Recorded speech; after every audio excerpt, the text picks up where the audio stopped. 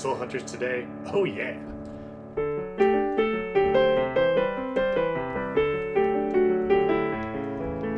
That and a lot more, so stay tuned. Don't go anywhere. We'll be right back after this break.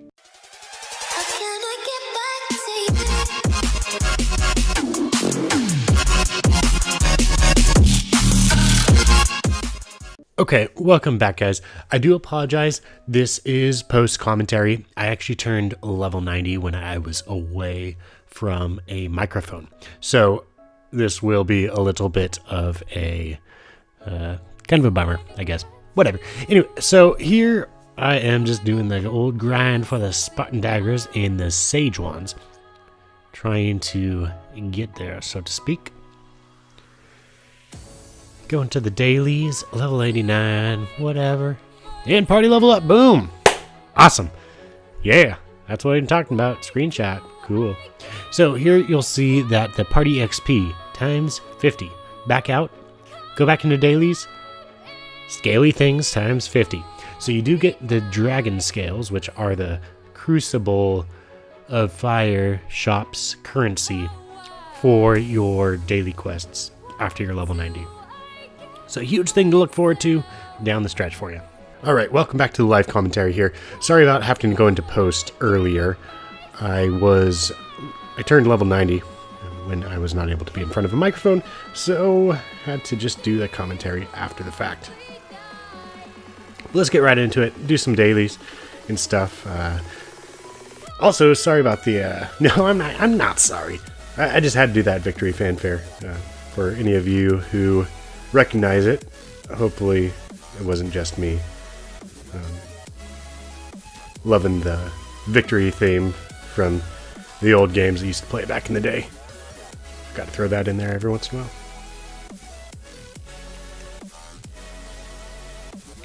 So, as you noticed earlier in the level 90 footage, one of the awesome things about being level 90,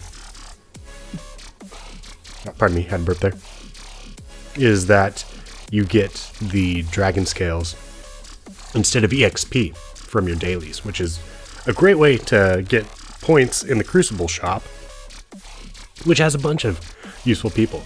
So that is something to look forward to if you are either getting close or, maybe it might be a far time away. And it's cool leveling up. I love leveling up and unlocking new stuff and everything, but it's also nice being at that end game and finally being able to kind of close out characters for a little bit until they come out with more content, which will be awesome, and I'm looking forward to that. But at least for now, finally at the max, so to speak, in levels at least. Yeah, come on, Drago. Come on, Drago. Okay, so yeah, as you see there, the dragon scales, awesome. Let's just at least, I'm just picking up Ulfang and Ariel right now. I really want to get Ariel to 6 stars at the very least, and Wolfang I don't really have upgraded, but he's on the back burner, so to speak. He'll eventually get there, so at least upgrading him a little bit. One thing to note, since it does cost 140,000 gold. Wow, I should have paid attention. 148,000 gold, I think, to upgrade characters from their level 89 skills to level 90. So that will be 280, 560, 560,000 gold just to get all 4 skills at level 90 for a character. So that's something to really look forward to later, because I just love throwing away money like that. I mean, it's nice having people upgrading, but it is a lot of money. No, I don't want to do a +4. Ah, here.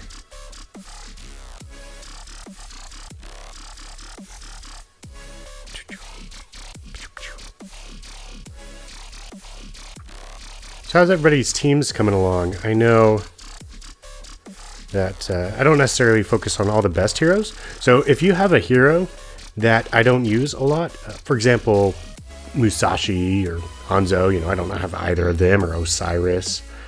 or I mean, shoot, there's a ton of them. There's a ton of great people. Torsen, maybe not so great. That's could be overstepping bounds there, but he is great in certain situations with that physical armor. He's a beast, so he definitely has his place. Are you using those kind of people? And if so, oh man, somebody's in there already? I mean, that's cool. Love being in an active guild. Love being in an active guild. Oh my gosh. Okay, I take that back. I take it all back. No, I don't.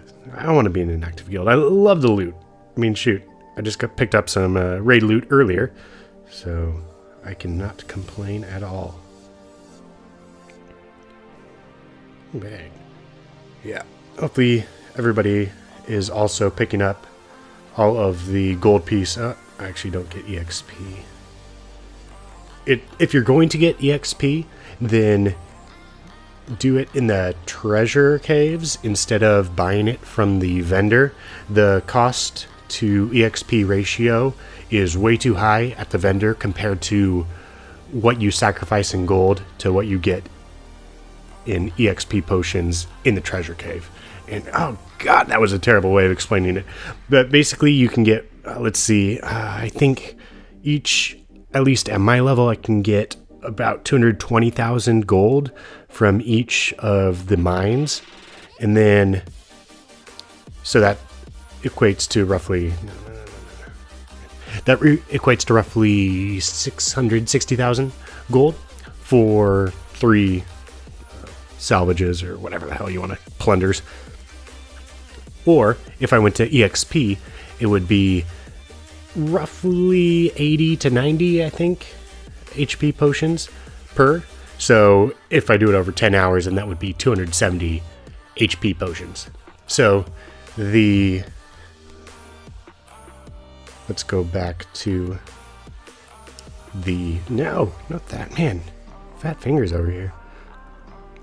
So the XP potions are 40,000 per 10, whereas if you were in the treasure caves, it's 660,000 gold to what was 270.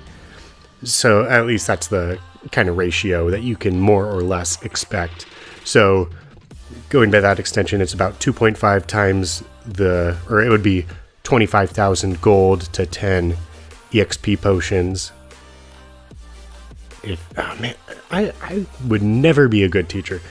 I am crossing that off of my list of prospective jobs. Point is, do not farm EXP salves in the trader. Do it in the treasure caves. End of story.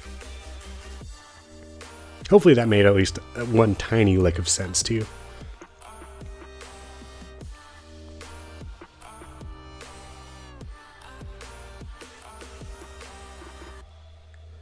Okay.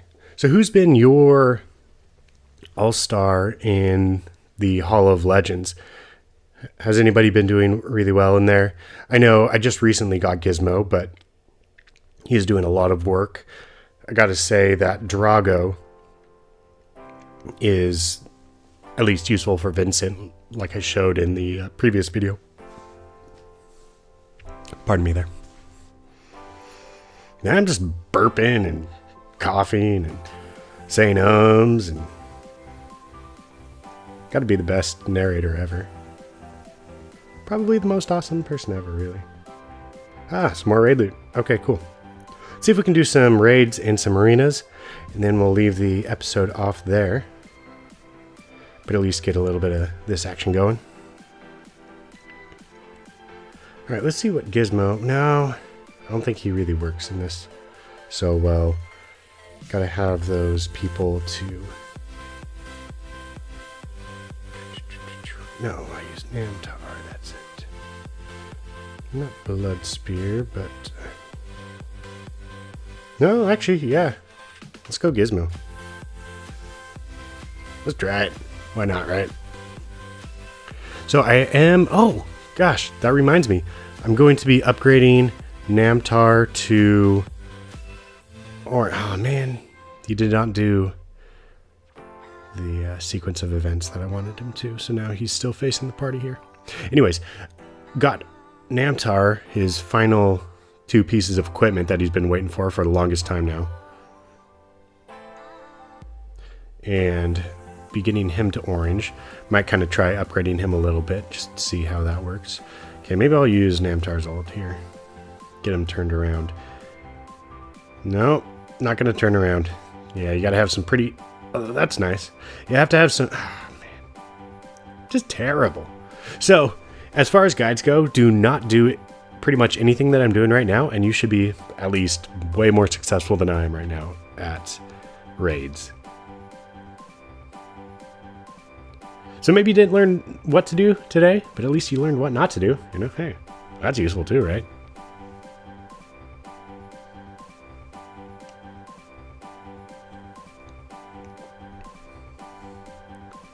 Namtar looking healthy, of course. You turned around the whole fight. Jerkwad.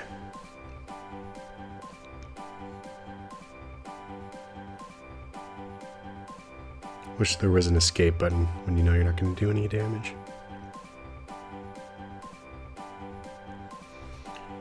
Okay, 800k here. Cool. That's a number. Ah, man. Still in there. Alright, let's try one more time. Hopefully, we can get him turned around, and this won't be a giant waste of time. Okay. Hit. There we go. That's what you're looking for, is the hit there. That way he gets a full walk forward right there, and hope... Yep. There you go. That's what you want. Oddly enough, you want Vincent to hit his CC on Namtar right there. As odd as that may be, it's what gets him turned around, so he won't be using his Badar's ult right there on the whole party. And now people like Gizmo can actually charge their ults because they won't die.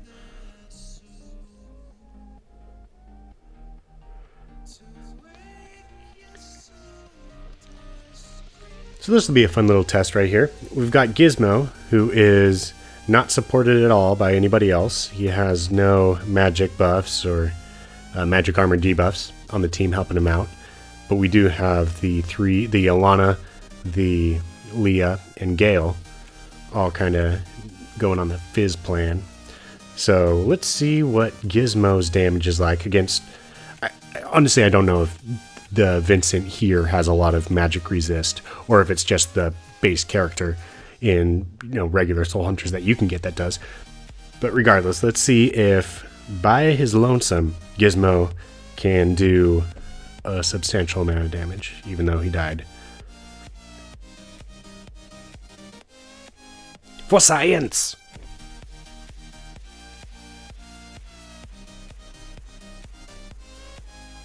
No, he cannot. So that's good to know. Alright, let's try a arena before we leave off today. See what we can do in here. Okay. Not a guildmate. So this is actually a pretty decent team to try the Gizmo lineup on. Gizmo is not necessarily an arena god by any means, but he is great when you want... Pardon me, burp, man. Whew. He is great when you want to do a kind of single target or line by line approach instead of just that AoE splash, if you're up against an AoE splash like Leah and Ariel.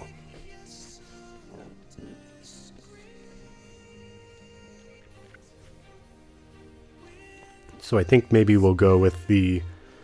No. Not 2 tanks. Yeah, let's throw in that Alana. See if this works. Hey, you know, again, for science!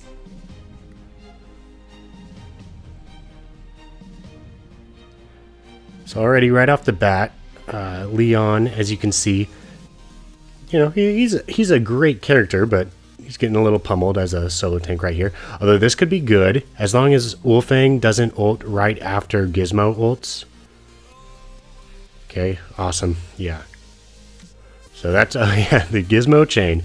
Okay, nothing to worry about there. That is exactly what you kind of want to have happen. Yeah. Gizmo Aiden. Shoot.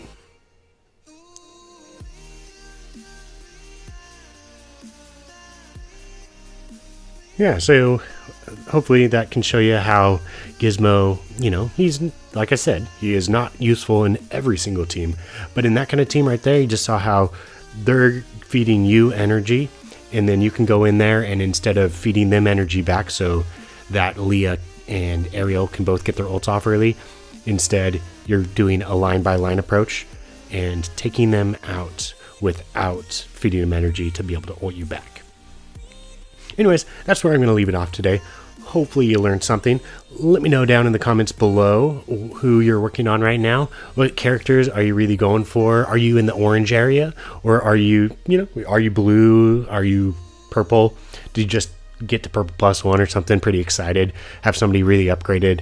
I know that was one of my favorite parts about leveling up was sometimes you would, have a couple pieces of gear and then you can finally do a fusion and then you equip a piece, the final piece in a fusion, you fuse them, and then you equip 3 more pieces of gear, and you feel like your person got really badass.